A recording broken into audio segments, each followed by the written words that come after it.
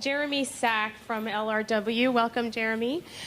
Jeremy is the Senior Vice President, General Manager, Director, Pragmatic Brain Science Institute of LRW, and he is in the business of advising clients on how to better win consumers' hearts and minds and building stronger brands and products and services.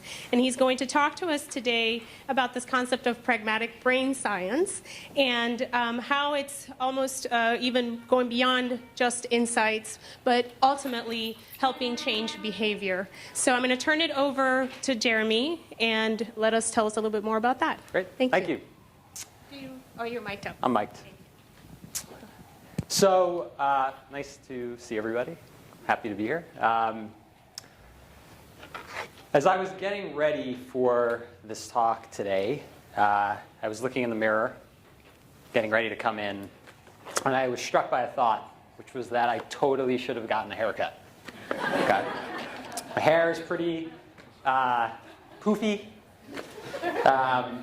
and I don't know about the impression that makes.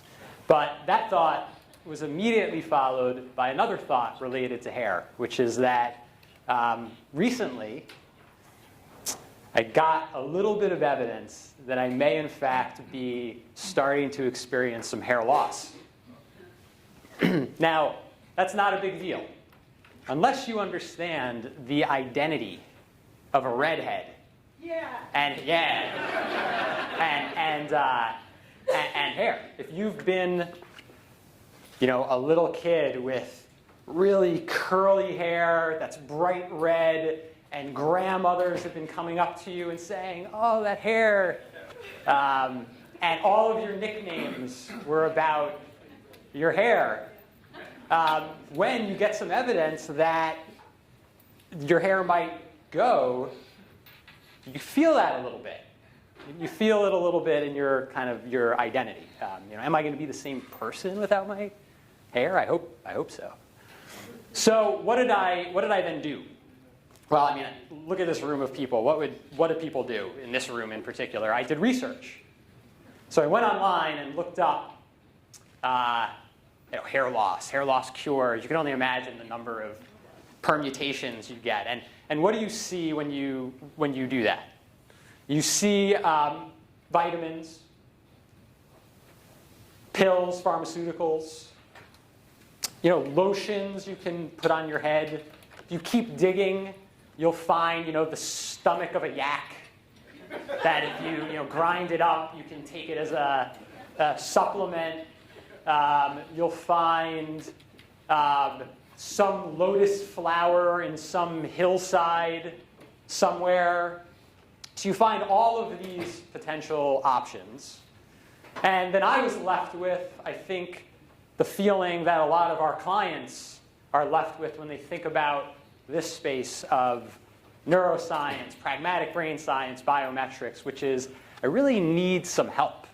And I need some expertise to help me make the right decisions. And what does that expertise offer? And I think it really offers two really important things that I have found in our practice to be critical. One is it's about actually framing up the problem. We're very quick to solutions. We're very quick to tools, but we're not quite as quick, and we don't spend quite as much time thinking about what specifically is the business issue here and what solution is required to solve for that problem. So one of my takeouts in our practice has been spending large amount of time on framing up the problem itself. And then the second part, and the folks have already been talking a little bit about this, is tailoring the solution to that specific problem. It's been an amazing thing to see how things have evolved even in my just kind of shorter time in this space. It used to feel like a bunch of hammers looking for nails. And now we're really getting to the place where we're thinking more about problems and trying to frame up the solutions for those problems.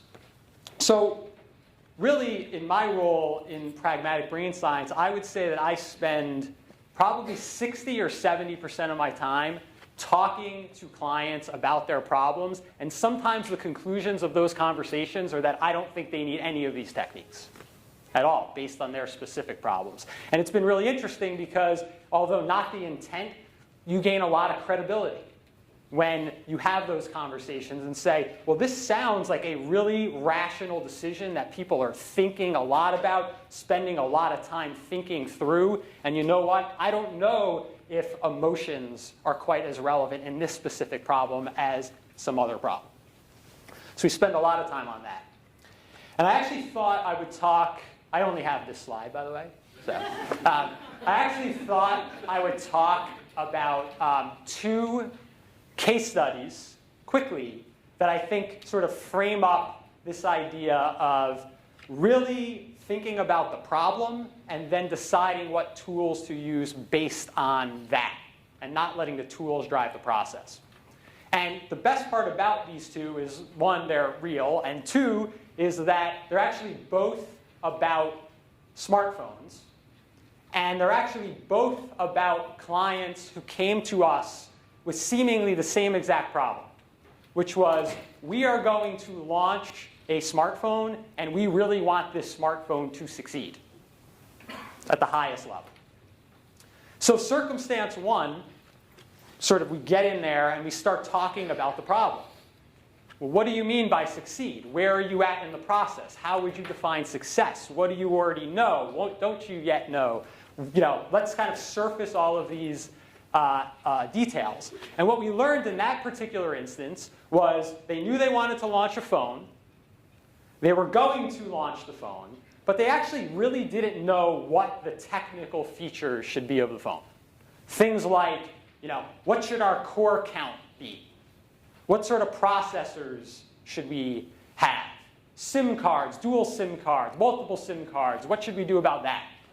Really technical decisions, but when they came to me, they said, we've heard about pragmatic brain science. We think about motivation and emotion. What is the emotion around the quad core? And, this conversation, this is where, one of the things that I really try to do at LRW is I would rather say, I don't think we should use any of these approaches and use them for things where I think they will add value, than try to win projects because we have cool things. Because I think that's quickly how you do some stuff that doesn't add value, and people are not nearly as excited anymore about this whole enterprise. So what did we end up doing on that particular project? On that particular project, we ended up doing interviews with engineers because we wanted to understand what was the operational constraints, difficulties of these different sort of more technical features. Did some cost more than others? Were all equally doable? Where was the company's strengths? Where were their weaknesses? And then we ended up doing a choice model. Because what we really wanted to understand was, are clients paying attention to these things at all? How are they making decisions? What's important, what's not, and what are the best factors in level? So that was one example. We had another client, same framing. Want to launch a phone, wanted to succeed in market. And in this particular case, as we dug in, they knew what they wanted the phone to be, but they had actually never released a branded phone. Okay, so they're in the technology space, but they had never released a branded phone. And they wanted to know, if we roll out the door with this phone that we know has great technology, will people want to buy it? And we've done some research, and people say all of the right things. They say they like our brand. They say they think our brand can do anything. This is a very common effect when there's a strong brand, right? The loyalists think it can do anything, and the detractors don't think it can do anything. So this was a case where we did end up saying, well, why don't we do some research that combines the traditional approaches with some of the implicit approaches that's getting talked about today to see if there are any hidden barriers or hidden opportunities. And that's exactly what we found. We did find instances where consumers were saying one thing, but their implicit associations were showing something else. We did find barriers that they didn't know existed by looking for the sorts of attributes that we hypothesized might be important if such barriers would exist using some of these techniques. And ultimately, we were able to provide them with a much more actionable roadmap to launching this phone. So again, two very similar instances where digging in and really understanding the problem made a big difference. And I think personally, and there's so much expertise in this room, and I say this very humbly, which is that sort of the frame of problems that we can apply these techniques to is still something we're working our way through. Right? It's been easier to think about applying these techniques to copy testing or to concept testing because you know exactly what the stimulus are and the problem are pretty similar. We want this thing to be good. We want to shorten it. We want to get attention. But a lot of the problems that you probably face and that we at LRW face being a very custom firm are very specific custom problems. You know, we want to do a segmentation on X, Y, and Z. Should emotion and non-conscious measurement be part of that? We want to optimize a product. Should emotion and non-conscious measurement be part of that? It's sort of those frame of problems where I end up spending most of my time. So in conclusion, I will say that my hair, TBD. If I check back on the next conference and it's looking a little thinner, you'll know the yak's stomach was not coming through for me. I think, to me, where we have gotten a lot of traction has been around being incredibly honest about what we think the tools can and cannot do, spending a lot of time talking about the business problems, pushing back. We're at a different point now. Clients come to us now saying, and probably to many of you, we heard you do this emotion thing. My thing must have all these great emotions. Let's do an emotions study. Spend a lot of time pushing back on that. Let's talk about that. And then ultimately, it's about delivering additional value to the clients. Additional value. If we're finding the same exact things we would have found with traditional techniques, then we didn't need to use the new techniques. So it's about additional value, and ultimately, I think for all of us, it's around being really honest about when we think it's going to add that value and not, because otherwise we're just doing a bunch of studies where we're finding similar things, and I think it sort of undermines the whole practice that we're also passionate about. That's it.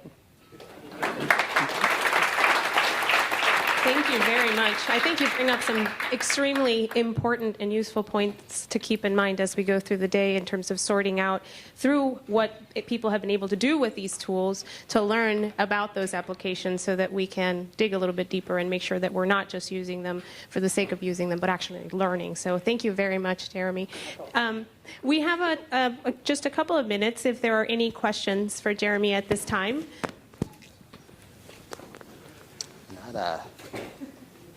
About his hair or his presentation? You're right. Okay, well, thank you very much.